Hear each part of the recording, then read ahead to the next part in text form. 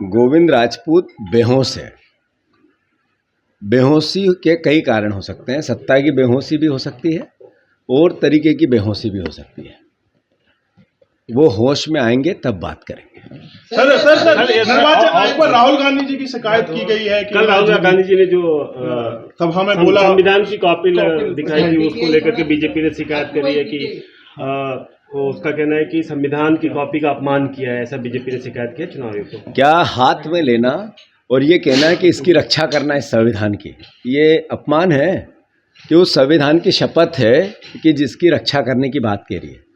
75 साल के आज़ादी के बाद देश में बहस है लोकतंत्र बचाने की, आरक्षण बचाने की, संविधान बचाने की, वोट के अधिकार को बचाने की, ये फ्रीडम मीडिया का ये बना रहे, इसको बचाने की बहस है देश में। अगर देश का आम नागरिक ये सोचता है कि मेरे मौलिक अधिकार खतरे में आ गए, राजनीतिक अधिकार खतरे में आ गए, देश का आम नागरिक ये सोचने लगा कि हमारा आरक्षण खतरे में आ गया, बाबा साहब अंबेडकर का अपमान हो रहा है,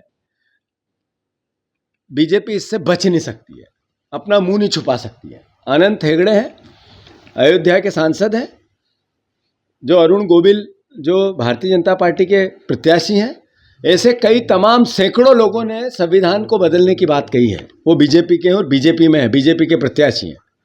देश के प्रधानमंत्री, देश के गृह मंत्री आदरणीय मोहन यादव जी तीनों सफाई दे रहे हैं कि संविधान कोई खतरे में नहीं है। ये स्थिति निर्मित क्यों हुई? ये इसलिए हुई, आरक्षण खतरे में है देशवासियों। क्यों? प्राइवेटाइजेशन जितना हुआ उसको सरकारी उपकरण को बेचा गया, उसका आरक्षण था, सरकारी उपकरण थे, आरक्षण पद्धति से वहाँ व्यवस्था बनती थी, बीजेपी ने बेचा, नरेंद्र मोदी जी ने बेचा, इसी सरकार ने बेचा, तो वो आरक्षण समाप्त हुआ या नहीं हुआ? अरे बैकलॉग के पद नहीं भरे जाते हैं तो ये आरक्षण पे खतरा है कि नहीं है? अरे आपने इस देश में 30 लाख नौकरियां नहीं भरी, 30 लाख केंद्र की नौकरियां हैं, तो वहाँ आरक्षित वर्ग का आरक्षण खतरे में है या नहीं है? तो ये कहना कि आरक्षण खतरे में नहीं है फिर धूल झोंकना है। 10 साल बाद देश के नरेंद्र मोदी जी की भावना पवित्र थी तो ये बहस क्यों है? और 75 साल के आज़ादी के बाद देश के ये बहस, ये बातें क्यों चल रही है?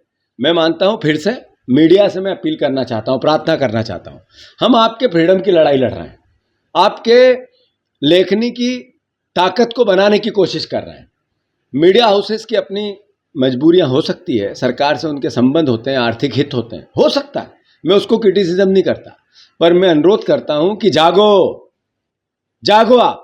एक दिन कहीं चाइना की मीडिया नहीं बन जाए सरकारी मीडिया, तो आपका क्या होगा? जैसे हमारे अधिकार जा रहे हैं, मौलिक अधिकार जा रहे हैं, आरक्षण जा रहा है, राजनीतिक लोकतांत्रिक अधिकारों का हनन हो रहा है, वैसे मीडिया के अधिकार पे भी प्रहार है।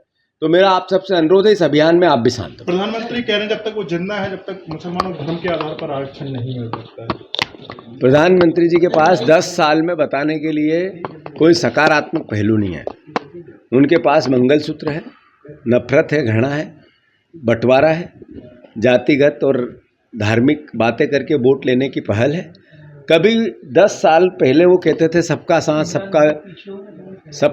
सबका विकास, सबका विश्वास। क्या भूल गए वो नारा? वो भूल गए कि पूरा भारत मेरा परिवार है, 140 करोड़ लोग मोदी परिवार। भूल गए ये बात? वो भूल गए ये बात कि इस देश में जो 10 साल का प्रधानमंत्री इतने बड़े बहुमत के बाद, जब लोगों के परिजन मर रहे थे कोविड में, अपना भाई कोई खोता था, अपना पिता खोता था, आप कहते ताली बजाना है तो पूरा देश ताली बजा रहा था। आप कहते थाली बजाना है, पूरा देश थाली बजाता था। मेरा प्रधानमंत्री वो भावना भूल गए और नफरत और घृणा परोस रहे हैं वापस प्रधानमंत्री बनने के लिए। देश देख रहा है, सबक सिखाएगा। सलमान खुर्शीद की भतीजी Eklavya University Damoh will guide you towards a bright future. 28 acres of lush green campus, largest campus of Bundelkhand, experienced and dedicated faculty. 50 future-ready courses taught in 12 different schools, separate courts and ground for sport, fully equipped lab and workshop, safe and fully equipped separate hostel for girls.